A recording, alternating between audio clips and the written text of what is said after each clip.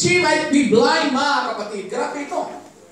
Yung mga nakadilat ang mata, praise God, sinabi niya, mga kapatid, pero tulog ang diwa. Hindi na talaga sila makakita pa. Pero maraming nakapikit ang mata. Pero ang tenga ay nakinig. Everybody say amen. For judgment of the Jewish church and nation which were about the time of this coming, wretchedly corrupted and degenerated by the worldliness and hypocrisy of their rulers. Yung binasa natin sa Sikaraya chapter 11 ay isa sa mga nakakatakot na prophecy ng Sikaraya. Praise God. Sabihin ko sa inyo kung bakit, mga kapatid. Christ would have healed them. Pagalingin sana sila ng ating Panginoon, but they would not be healed. And therefore, God left them desolate and abandoned to ruin. This spirit case of the Jewish church under the tyranny of their own governors. Yung mga leader nila, mga kapatid, kurakot, praise God, there is slavery in their own country, made them as miserable as their captivity in the strange countries had done, and it was much worse. Nung sila ay sinakop at binihag doon sa Babylonia at doon sa Persia, mas maganda-ganda pa ang buhay nila. Nung sila ay nakabalik na sa Israel, mga kapatid, praise God, naging dictator yung mga leader nila. Praise God, ang kanilang mga pari, praise God, hindi na nagtuturo ng tama, mga kapatid. Ang kanilang mga gobernador, ina-abuse nila ang sarili nilang mga tauhan. Kaya yung mga tao, mga kapatid, ay umiyak sila sa Diyos. Sabi ng mga tao, mas mabuti pa doon sa Babylonia, mas mabuti pa doon sa Persia. Nung kami bumalik para itayo uli ang simbahan, para itayo uli, mga kapatid, ang siyudad ng Jerusalem, ang nangyayari, ina-abuse sila ng kanilang mga leaders. Praise God. Their possessors slay them and sell them. Yung mga pari, mga kapatid, the shepherd of the people of Israel, para silang mga tupa na pinili para katayin lang. At para silang mga tupa na pwede nilang ibinta at nagsasabi ang mga leader, ako'y yumaman dahil bininta ko ang tupa. Doon nagalit ang Diyos. Hallelujah. Kaya sabi ng Diyos kay Sikaraya, you must feed the flock of the slaughter. Pagkainin mo yung mga tao. Turuan mo yung mga tao. Bago man lang sila katayin. Mga kapatid, nakakatakot ang prophecy na ito. Dahil meron itong larawan, mga kapatid, hallelujah, sa huling iglesia, Nanay Buya. Meron itong larawan sa huling iglesia, mga kapatid, sa huling pagkapanahonan. Kami mga pastor, mga kapatid, nag-aaral, nagpipray, pinag-pray nyo kami na sa bawat pagtayo po namin dito, praise God, alam ko meron kayong expectation na ma-bless sana ako sa preaching ni Pastor Plaza, mabusog ako sa preaching ni Pastor Plaza. Kung ang ending man lang ay impyerno, walang saysay ang pagkain ito.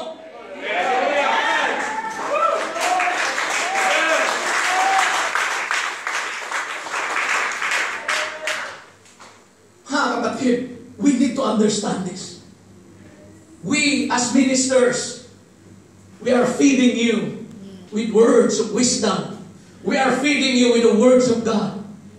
Pero kung pagkain nyo, sa pagkain nyo ito, grabe ang amen nyo. Talagang galing talaga sa loob. Pero pagdating sa labas, isinusuka lang din ninyo, mga kapatid. Yung pinapakain namin, anong saysay, mga kapatid. Kaya sabi ng Diyos, kung ganun man lang ang mga tao sa Israel, Sikaraya, pakainin mo sila hanggat sila ay katayin. Until the judgment, feed the flock for the slaughter. Di ba nakakatakot? At ang mas matindi, sabi ni Pablo, kung kaming mga ngaral, pagdating sa bandang huli, hallelujah, ang judgment ay hindi na po kami qualified. Kaya sabi ni Pablo, mga kapatid, as a preacher of the gospel, we exercise ourselves daily, we put ourselves daily into a discipline, mga kapatid. Baka pagkatapos namin mangaral, maraming nabautismuhan sila, napunta sa langit, at kami mga ngaral na naiwan. That is why we need to pray each other. We need to remind each other, praise God, in our commitment, in our walk with God. Hallelujah. Everybody shout, praise the Lord. So wala akong magawa sa hapong ito. Bakit? Schedule ko kasi na kayo ipakainin.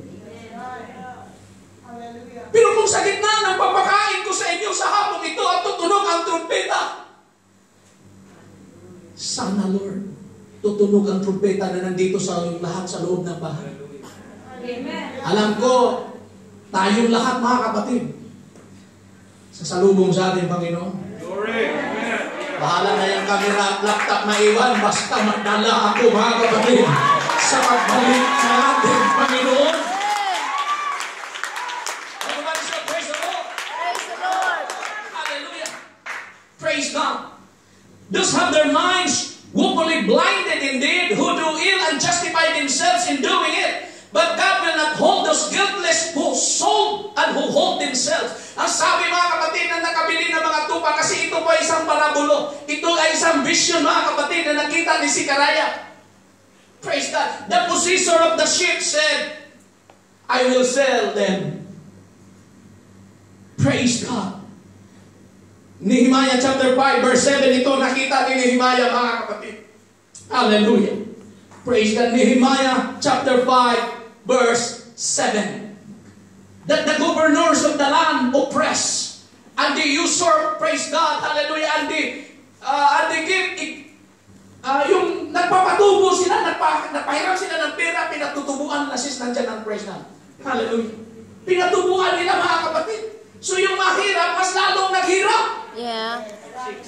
5-6. Praise God. Mga kapatid, kung kayo po'y nagpapahiram ng pera, lalo na kung kapwa kapatiran na nasa talagang need talaga ng pera, huwag niyo ang katubuan. Eh, pastor, yung taga kasi ibalik. Ay, di huwag ka na magpahiram. Kung gano'n ang attitude mo, tutulong pa nga tayo eh. Everybody sa rin. Ano sabi ni Maya? Then I consulted with myself and I rebuked the nobles. Pinagalitan ni Nehemiah ang mga nobles. And the rulers. And said that ye exact usury. Every one of his brother. And I set a great assembly against them. Hallelujah. Nangaral si Nehemiah. Pinagalitan niya. Sino? Yung mga coordinator at mga leader ang pinagalitan niya. Kayo mga coordinator, kayo mga leader. Kulikta kayo ng kulikta sa mga tao nyo. Kayo mismo hindi nag-aambag.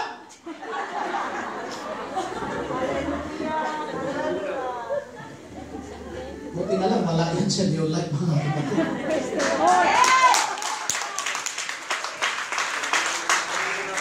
Everybody shall praise the Lord. Praise the Lord. Hallelujah. So that is why God said to Zechariah, and they said, oh, I killed them, and I am not guilty. Kasi ang picture po, dito mga kapatid, siyempre, ako ang bumili ng tupa, di po ba? Yes. Malayo pang birthday ko.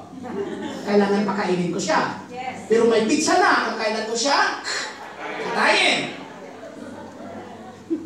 At ang sabi ng may-ari, I am not guilty. Pero mga kapatid, ang baliktad pala sa istorya nito, praise God, ang application pala sa istorya nito, doon na sa harap ng Diyos na itong mga leader na ito, itong mga pare na ito, sa time ni Zechariah sa Israel, sinabi na, nandito na mga tupa, akin lang, membro ko ito ha. Praise God.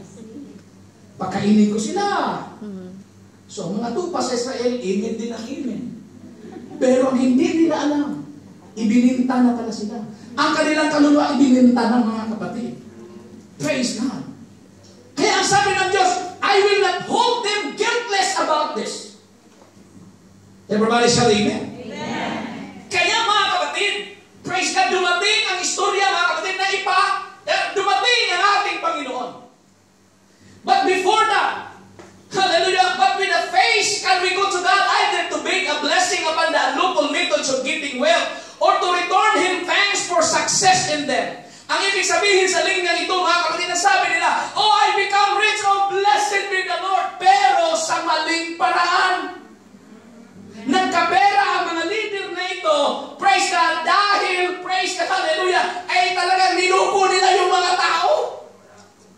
Kinurakot nila yung mga tao. At pagdating sa simbahan, sabi, blessed be the name of the Lord. You make me rich. At hindi tinanggap ng Lord yung kanilang pagpupuri. They should rather have gone to God to confess their sin. Dapat sana pagpasok nila sa simbahan, mag-confess sila sa kanilang kasalanan, to take shame of themselves for it, and to vow restitution na ibalik nila ito. Praise God. Then thus to mock Him by making of sin, the gift of God. Hallelujah. Pero hindi nila ito ginawa, mga kapatid. Nagpapasalamat patuloy sila sa kanilang mga ganansya na hindi nila alam na ito'y, praise God, sa maling paraan. Christ had compassion on the multitude. Naawa ang Panginoon sa mga tao, mga kapatid, dahil parang bulag sila. Hindi nila alam na sila, mga kapatid, ay niloko na ng kanilang mga leader. Christ had compassion on the multitude because they fainted and they were scattered abroad. Hallelujah. As if they have no shepherd. But their own shepherd pitied them not. Yung sarili nilang mga pastol hindi naawa sa kanila, nor show any concern for them. It is ill for a church when its pastors have no tenderness. If the pastor have no compassion for precious souls, when they can look upon the ignorant, the foolish, the wicked, the weak without pity.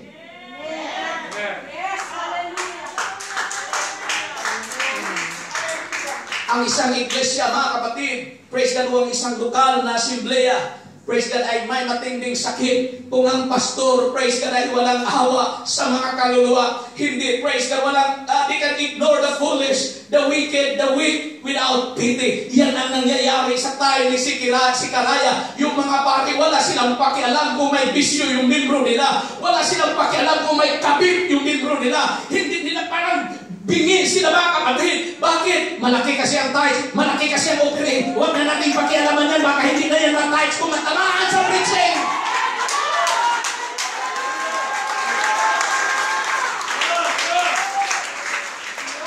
Everybody shall amen.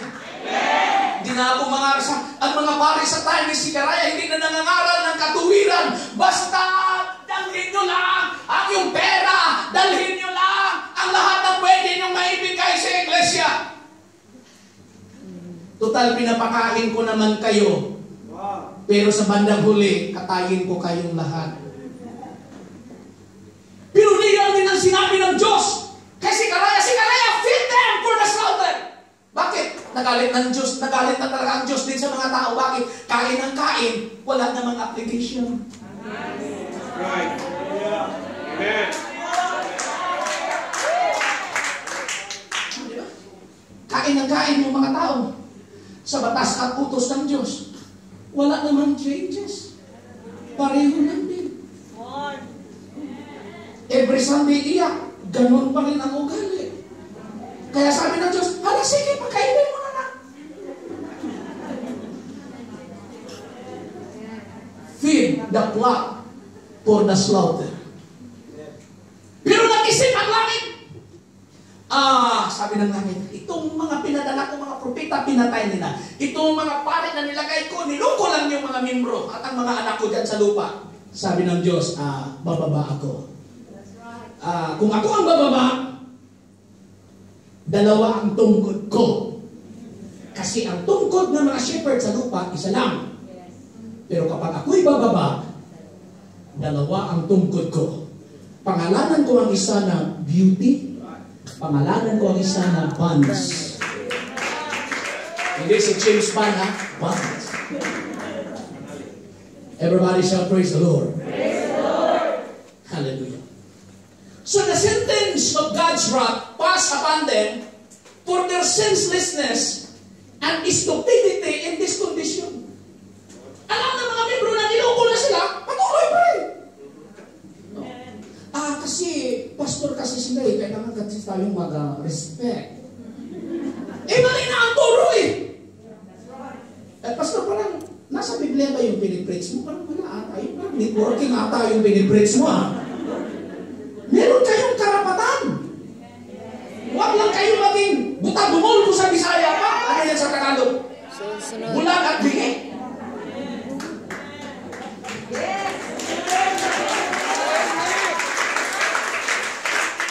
Because you need to understand this.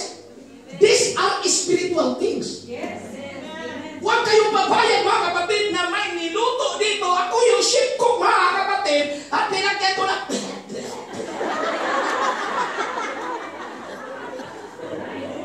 Kakain kayo? No.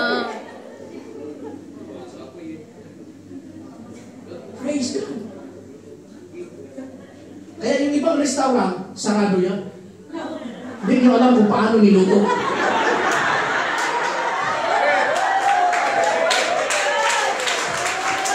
Meron na siya, tingnan mo, ano, kapinikuran, meron malaking ano. Bintana. Yes. Hindi mo alam na yung fried chicken, nahulog yun, nilagay mo na. Ang sarap ni kain mo. Kasi wala kang alam eh. Yes! Maliit lang naman talaga nun eh. Ganun naman talaga lagaan. Wala kang alam eh. Yeah. Wala ka talagang alam. Ignorante ka. Kaya ito po ang itsura. This is the picture. Eh, ang Diyos sa langit ang nakita ang mata niya. Nakita niya lahat ng mga kalukuhan na ginagawa. Kaya sabi niya, bababa ako. Bababa ako. Praise God. But the problem is, the sentence of God's wrath has been passed to the people because of their senselessness. Nawala yung sense nila. Wala na ang sense of smelling, sense of seeing. Parang okay lang. Diba?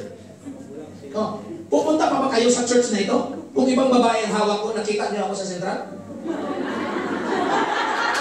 Sige nga. Makinig pa kaya kayo sa preaching namin ni Pastor Librado, mga kapatid? Kung kaming dalawa ni Pastor Librado, makita niyo sa Samsyopo na iba na ang hinahawakan namin.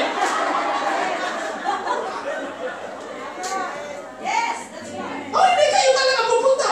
Yeah. Kung meron ang pupunta, chismosa yun.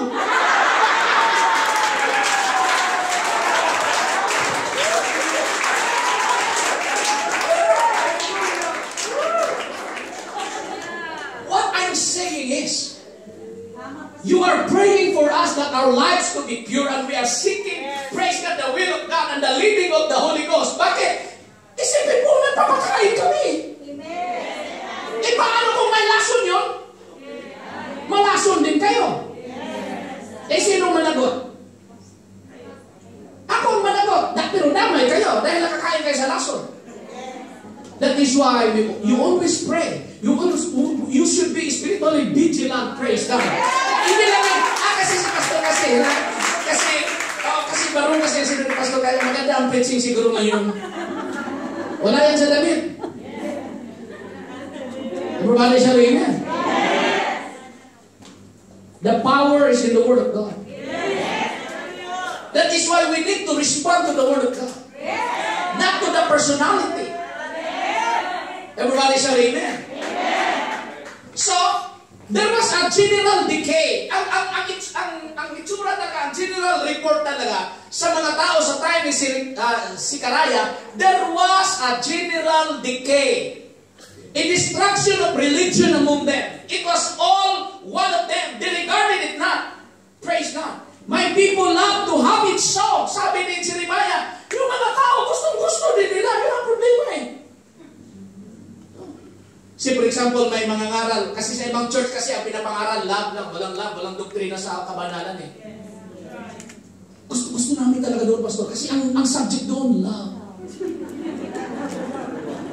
Just love. Eh, walang away doon kasi love. Wala yung mga bawal-balay. Hindi yan tinuturo doon, Pastor. Ang tinuturo doon, pag-ibig. Kasi sa pag-ibig, Pastor, yan ang susi ng lahat. Praise God. And people love so. Gustong-gusto ng mga tao. Kasi pag-ibig eh. Kaya, sabi nila, yung mga gender na yan, yung mga third sex, yung fourth sex, okay na yan kasi we love, we respect, just love. Praise God. During the time of Sicaraya, I will read this to you. The prophets prophesy lie. Propeta na yan, ha? Ibig sabihin, mas lampas pa sa pastor. The prophets prophesy lies. Kasi nungalingan ang kanilang ipinapangaral. Pero dahil sa opisina ng pagka-propeta, yung mga tao, bakit? Prophet eh. No. The priests rule by their own authority. And my people love it this way. But what will you do in the end? Hallelujah. The river oppressed and broken in judgment, yet they willingly walk after the commandment. Kaya ang sabi ng Diyos sa Sicaraya 11:6, I will pinadala. Hindi na ako maawa sa mga tao nakatira sa lupa na yan. Verse 7 says that, praise God. I will no more pity the inhabitants of the land. They are counted to their own destruction. They have courted. Nililigawan nila ang sarili nilang kapahamakan. Alam mo, may asawa ka na. Tapos alas 11 ka na matulog dahil may nag-text doon sa FB. Alam, tingnan mo, Tero. Tingnan mo, Ter. Sabi niya, hi, beautiful.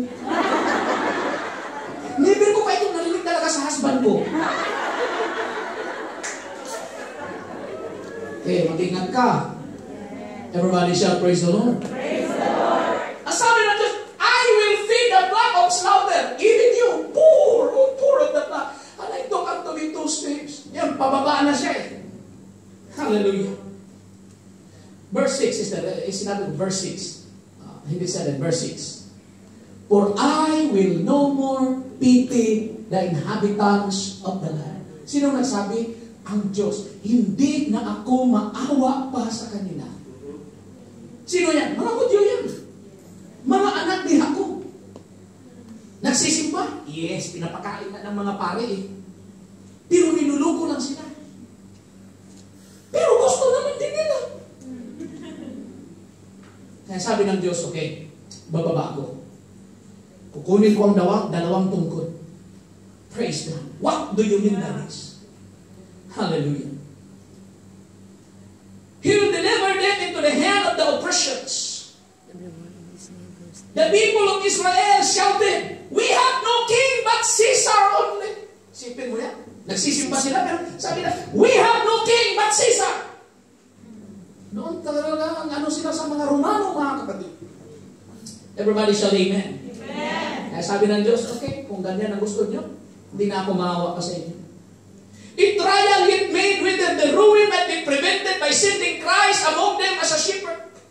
There was a pending judgment. There was a pending ruin. And the heavens, praise God, must send Jesus Christ. Ipapadala niya si Kristo to prevent, praise God, this slaughter. And Jesus will come as a shepherd. God has sent His servants to them in vain. But last of all, He sent unto them His own Son, saying, they will reverence my Son. Matthew chapter 21 verse 37 is one of the most iconic parable. But last of all, He sent His Son to them, for He said, they will respect my Son. But what happened? They killed the Son. Matthew 21:37, nandiyan na yan, nakaline up na yan. Okay? Antayin ko mga. Okay. But last of all, He sent unto them His Son, saying, they will reverence my Son. Kasi lahat ng pinadala ng may-ari, mga kapatid, sa ubasan, pinatay ng mga trabahante. Naintindihan nyo? Balikan ko ang parugulo. Sa mga baguhan, baka hindi nyo maintindihan yung istorya. Praise God. May isang mayaman, umalis, pumunta sa ibang bansa. Nag-iwan ng napakalaking ubasan.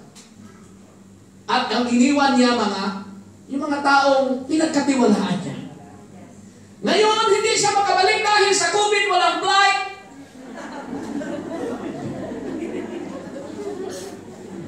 Tumawag siya, hello, alam ko may harvest na ngayon. Magpapadala ako ng aking representative para kunin ko ang aking share. Sabi ng mga farmer na nag-manage doon sa kanyang farm, mga tenant, sabi na, nandito na ang mga magkukulikta sa share ni sir. Patayin natin, bubugin natin yan, binugbog nila. Buti na lang mga kapatid, may buhay pa.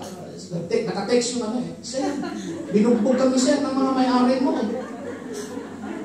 Sabi ng may-ari, walang kwenta itong binagkatiwalaan. Binagkatiwala ko sa kanila ang ubasan. Yan ang nangyari, yan ang itsura at picture sa Israel. Na yung mga pari at mga saserdote, praise God, ay pinagkatiwalaan ng Diyos na ayusin ang ubasan. Kasi ang ubasan, yung mga tao.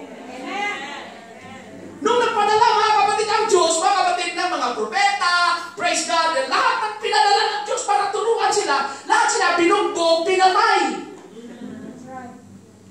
Nakuha niyo ang istorya? Ngayon, sa parable, sinabi ng may-ari, ay ipadala ko na lang ang aking bugtong na anak. Dahil pag nakarating ang bugtong ko na anak, respetuhin nila ito kasi anak ko na ito. Eh pagdating doon sa ubasan, sabi ng mga nagmamanis doon, sabi ng mga nagpa-farm, nandito na ang anak niya. Ito lang ang kaisa-isang anak niya. Ito ang may-ari ng mga mana. Patayin natin yan para maating na talaga ang mana na ito. Pinatay nila ang kaisa-isang anak ng may-ari ng ubasan. Yan ay isang parabulo patungkol kay Jesus Christ. Everybody shout, praise the Lord. So bumaba mga kapatid ang anak. At alam mo natin kung sino ang anak. Siya ang Diyos na nagkatawang tao, hindi pangalawang Diyos. Siya ang nag-iisang Diyos na nagkatawang tao sa tiyan ng isang birhen at pinangalanan Jesus dahil siya ang tagapagligtas sa atin mula, mga kapatid, sa ating kasalanan. Nakuha po natin? Praise God. Divers of prophets have spoken of Him as a shepherd of Israel. Isaiah chapter 40 verse 11. Praise God, the Bible said, praise God, next verse. Isaiah 40:11. He shall feed his flock. This is the original intention of God.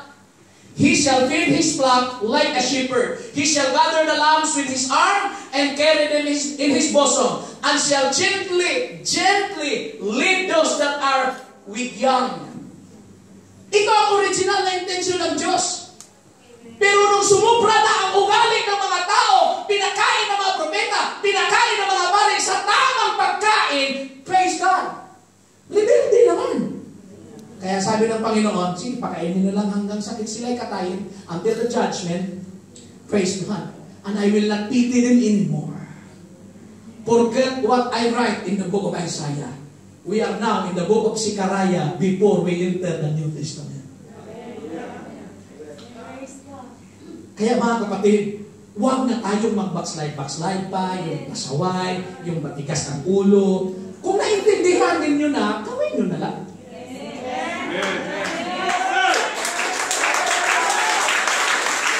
Kung naintindihan natin ang prinsipyo ng Diyos at ang salita ng Diyos, gawin na lang natin. O ilan lang ang nag-amin. Yung iba, ayaw. Ulitin ko po. Kung naintindihan nyo na ang kabanalan, pwede bang gawin na lang natin? Kaysa magkasalubong tayo sa singkal, pasok. Para kang kangaroo, mga kapatid, naghahanap kung saan magtago. Kasi pasok.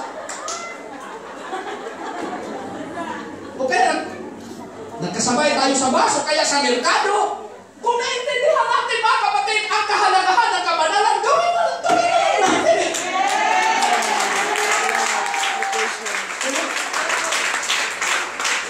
Bakit ka matakot? Ang Diyos ang hukom, hindi kami. Everybody shout, praise the Lord. Naalala ko mga kapatid, ay isang kapatiran, praise God, nakatayo sa Times Square mga kapatid. Praise God, nandyan ako mga kapatid, marami kasi hindi ko inis. Dandan na ako dadaan. Praise God. Nagsigarilyo mga kapatid. Wow. Hindi na alam na ako'y dadaan. Pero nakita ko na siya mga kapatid. Sa isip ko, ako na lang siguro ang iiwas. Pero ini-encourage ako ng Holy Ghost na hindi ko siya iwasan, kaya, ay! Brad, kumusta? Alam mo ang tinungan? Di ba pag i-inhale mo? Di ba mas lalong lalaki yung apoy ng sigarilyo? Ginawa? Sa isip-isip ko naman, sakit doon, mga kapatid.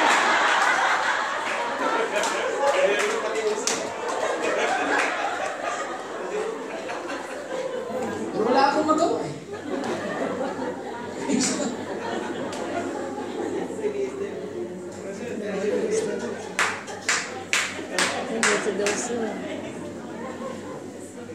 John chapter 10, verse 1, 2, and 11.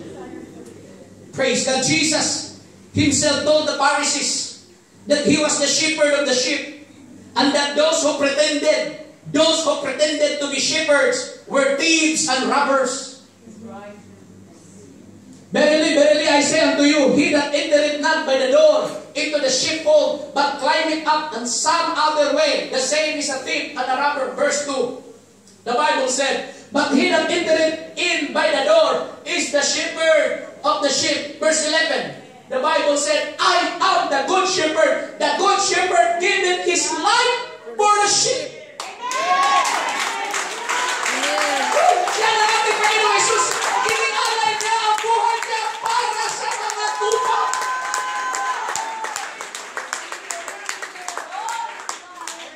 Apparently, referring to this passage, when we have the charge he received from his father to try that he might down with his flock. That is why the Bible said, feed the flock of the slaughter. The Jews were God's flock. The Jewish people and Israel is God's flock, chosen people of God. But they were the flock of slaughter.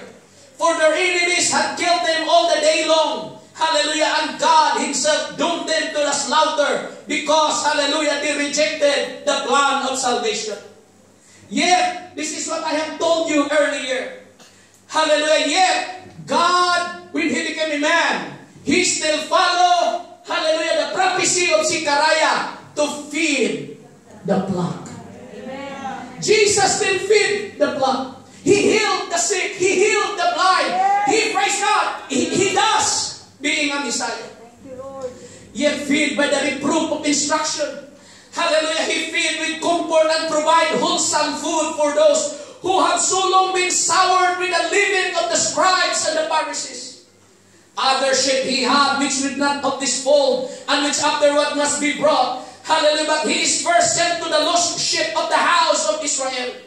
His acceptance of this charge and his undertaking for so on, hallelujah, he does it where it said, lo, I come to do thy will. Oh my God, and since this is thy will, it is mine. I will feed the flock of slaughter. Christ will care for this lost sheep. He will go about among them, teaching and healing even you, O poor of the flock. Christ did not neglect even the weak. Christ did not neglect even the sick. Praise God. Na yung mga masakiting tupa, hindi inatsapwera ng ating Panginoon. He never overlooked them for their meanness. The shepherds that they made a prey of the regarded, not the poor, were conversant with those only that they could get by. But Christ preached His gospel even to the poor. Gusto ko makita nyo ang difference. Yung mga pari nung dumating si Kristo, pag poor, hindi, walang kwenta. Kasi ang mga mayayaman lang ang ini-entertain ng mga pari at saserdote sa time na dumating si Kristo. But the prophecy of Isaiah said, praise God, hallelujah, that He will preach the good news to the poor. Amen. At walang pakialam ang Panginoon kung may dala silang offering o wala. Kasi ang nakita ng Diyos, kaluluwa ng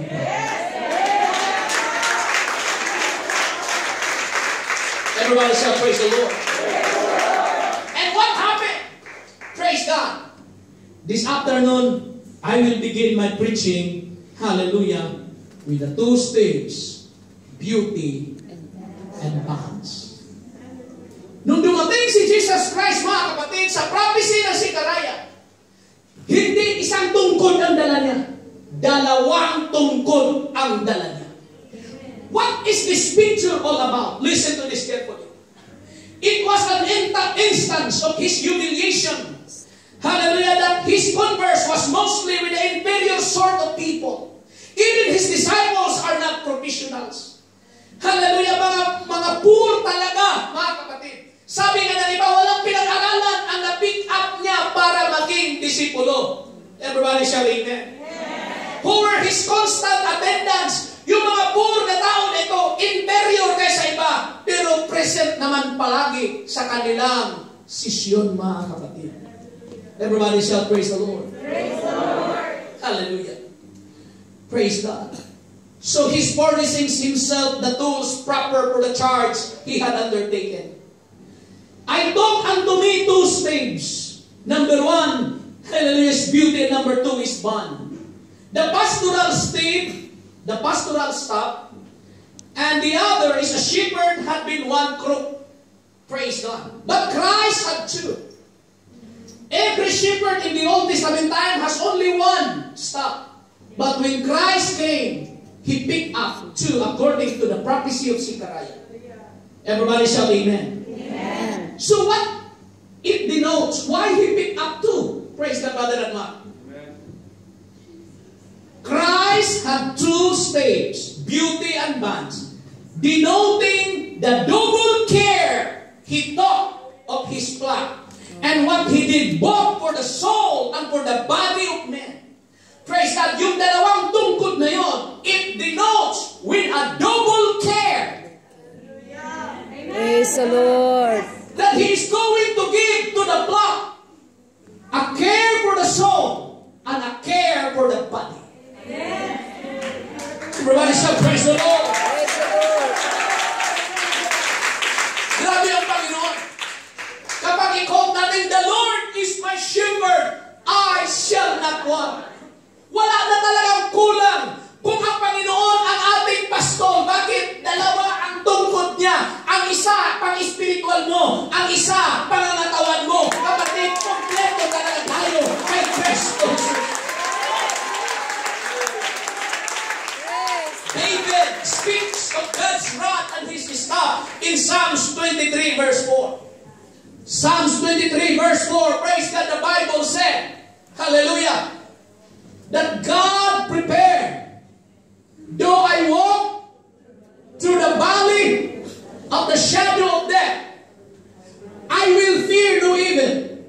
Kung si Lord ang shepherd mo, you don't need to fear of evil. David said, for thou art with me. Thy rod and thy staff, they comfort me. Dalawa, mga kapatid, ang palaging dala ng ating Panginoon. The rod of God and the staff of God. Hallelujah, isang malakas na kalakpak sa ating Panginoon.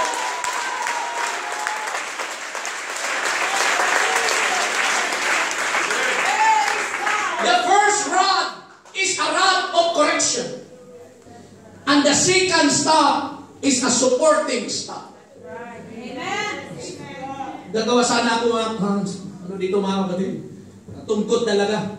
Ang tungkod mga kapatid, usually in the picture of the books for shepherd, parang ganyan yan, pero meron ganyan. Yes. Parang payong, di ba? Parang handle ng payong. Cord. Merong cord na ganyan. Ang kawit. Ang lahat mga ganyan. Diba? Sige. Pangkawit. Pangkawit sa leeg. Kasi, pag may tupang mahulog doon sa bangin, itong ano mga kapatid, yung gano'n, gano'n sa...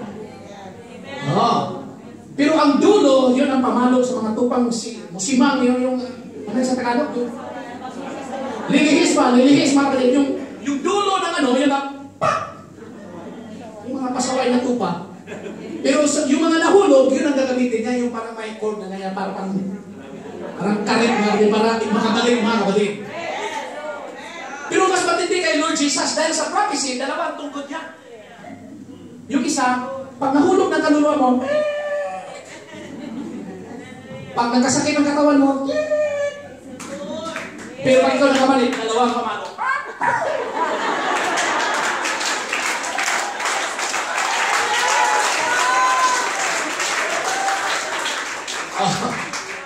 Pero mga kapatid, mayroong meaning ang dalawang tungkod. Ang itong kagandahan eh.